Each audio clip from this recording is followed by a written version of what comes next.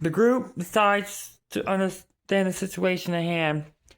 They discuss the situation, they talk about past transactions, past relationships, etc.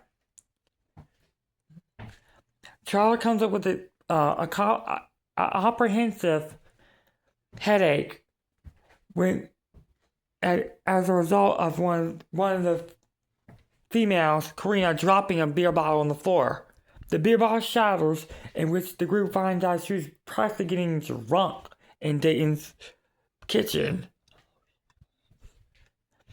As a result of this, Dennis takes the beer bottle from her and throws it in the trash. Seemingly angry at Karina shrugs as Dennis leaves the room. Dennis tells Karina to watch her own actions before something else happens. Karina ignores this, rolls her eyes, and exits the mansion. Daira, Mitch, who seems to be confiscated of the situation, realized, based off the order, that all the original 5 that had survived the disaster were dead. And it ends up being hinted that Daira could be the next on death's list.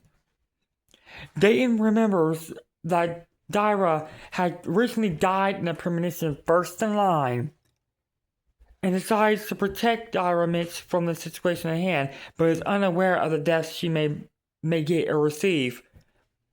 Daira is spoken to, and Traveler realizes he has a doctor's appointment at 3 o'clock p.m. Dennis rides Traveler, and as a result of Karina leaving.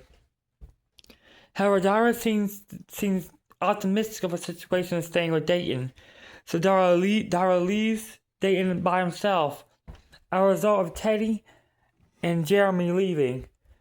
Daira, who is optimistic, walks home as another rainstorm unravels. It rains down hard on her, and she gets to her house.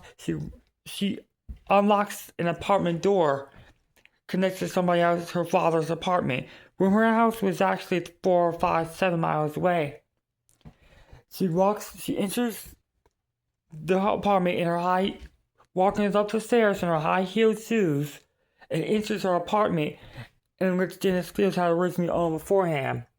She's unaware of the situation that he had owned it, and uses her key to unlock the door. She enters the apartment, and as a result of that, she locks her apartment door and ends up walking directly to the balcony where she had a glass window at.